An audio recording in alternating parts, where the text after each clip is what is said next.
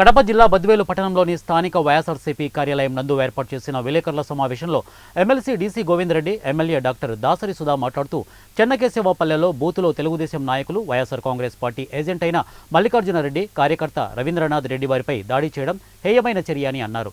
ఈ దాడిని ఖండిస్తున్నామని అన్నారు. ఇక చెన్నకేశవపల్లె బూతులో ఆక్రమించి ఏజెన్సీలను, ఓటర్లను భయభ్రాంతులకు గురి చేసి సాధించి గెలిచేవారని తెలిపారు. ఇక 2004 నుండి ఈ దౌర్జన్యాన్ని అడ్డుకుంటున్నారని తెలిపారు. దౌర్జన్యం చేసినటువంటి విషయం పోలీసులందరూ కూడా ప్రేక్షక పాత్ర చూస్తూ ఉన్నారు. మరి అక్కడ ఎవరు కూడా ఏ విధంగా కూడా దాన్ని నిరోధించని పరిస్థితి. అతను బాగా దెబ్బలు తగిలాయి.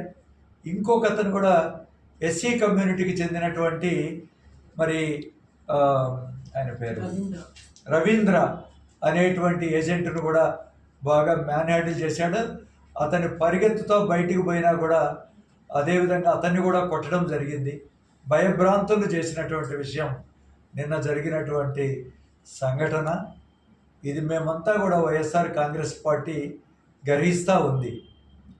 మరి ఒక యువకుడు రితీష్ రెడ్డి ఈ విధంగా చేయడం అనేది చాలా అప్రజాస్వామికం.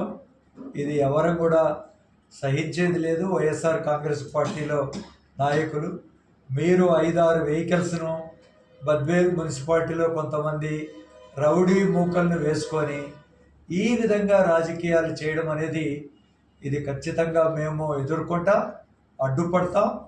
ఇది ఎంత మాత్రం కూడా ఒక ప్రశాంతతకు మీరు మీరు ఈ భంగపాటుకు మీరు కారణమవుతారని చెప్పి కూడా ఈ సందర్భంగా మేము ప్రెస్ మీడియా ద్వారా మీకంతా కూడా తెలియజేసుకుంటున్నాను.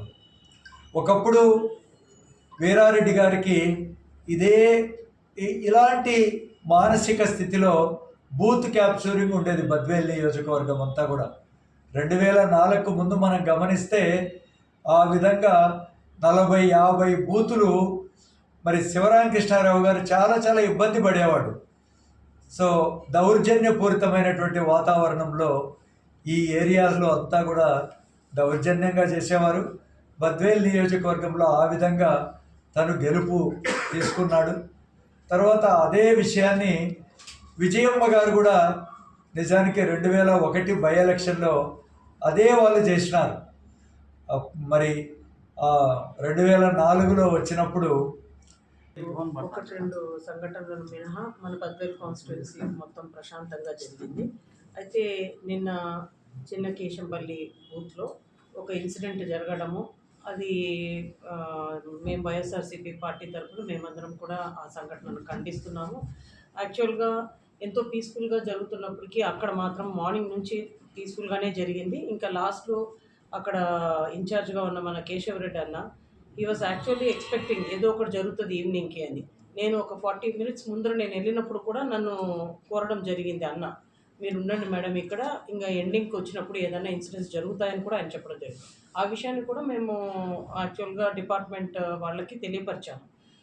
కానీ వద్దు మీరు ఉండదండి, లా అండ్ ఆర్డర్ ప్రాబ్లం అవుతుంది, వద్దు మేము మేనేజ్ చేస్తాం, మీరు వెళ్ళండి అని పంపించారు. జస్ట్ ఒక 40 minutes ముందే నేను వెళ్ళున్నాను.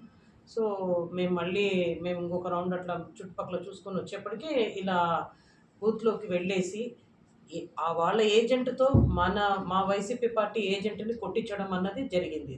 దీన్ని ఖచ్చితంగా